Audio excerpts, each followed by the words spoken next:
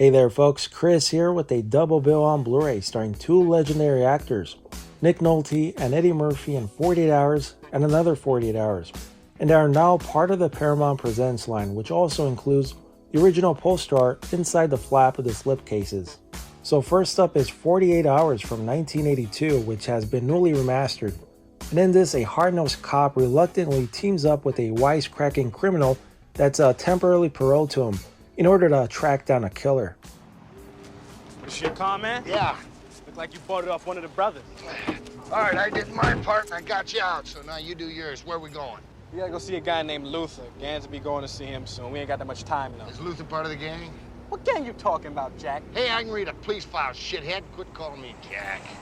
It's just an expression, all right? I don't mean nothing by it. I don't give a damn. It happens to be my name. What the hell you complaining for? At least nobody calling you shithead. I may call you worse than that. So regarding the presentation, this newly remastered edition is miles ahead of the original Blu-ray release. But is it perfect? It's not. But it looks pretty good for what it is. Grain is intact and fine details visible on faces during close-ups. But overall it's a bit soft at times as well. But you'll tend to appreciate this transfer during daytime scenes in the streets of San Francisco, especially at the start of Chapter 3, which showcases plenty of detail on cars and buildings. And I found colors to be moderate, and black loads were deep to the right degree. Overall, it was well balanced and I didn't come across any banding issues.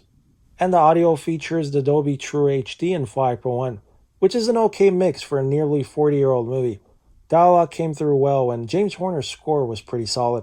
And it sort of sounded similar in certain ways to Commando, which Horner also did the score for. But it's really during the action scenes when you'll appreciate this mix when some bass kicks in. So with that being said, I'm rating the picture quality a 4 out of 5 and a 3.5 for the sound. And this includes a Filmmaker Focus interview with director Walter Hill, plus Space Kid, which is the original 1966 animated short in HD, as well as the trailer.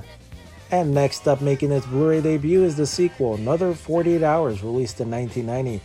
And in this, Nolte once again enlists the aid of ex-con Reggie Hammond, this time to take down the Iceman, who's a ruthless drug lord operating in San Francisco. All right, knock this shit off.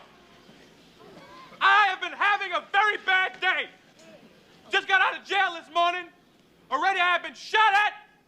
I was on the bus that flipped over 17 times. A bitch tried to stab me in the bathroom, and somebody blew up my Porsche. I am in a bad goddamn mood. Now, I usually don't jump in when somebody's getting beat down, but this man, Jack Cates, is gonna help me straighten out the rest of my day.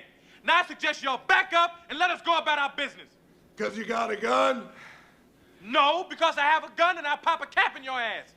I don't think you've got the guts to use it.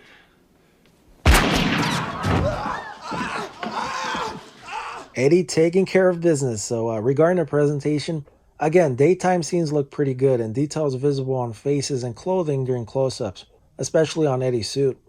But it's not a print without issues, as it does soften up as well.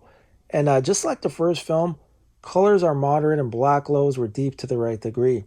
But judging the print as a whole, it looks like they went with an older master that they had on hand. For the audio, Paramount went with the Dolby True HD in 5.1, and I found this mix slightly better than the first film. James Horner's score sounded really good, and overall the mix had a bit more kick to it during the action with decent bass, even though it wasn't immersive. But it's a sign of the times. This isn't a movie that was made a few years ago. But for a 31-year-old film, it's good enough. And on that note, I'm rating the picture quality a 3.5 out of 5 and a 4 for the sound. I found the image on the first film slightly better since it was remastered, but the print for the sequel was good enough. Like I said, close-up shots look pretty decent. And for features, you get another Filmmaker Focus with director Walter Hill, and the trailer is also included. So there you have it folks, two classics, now part of the Paramount Presents line.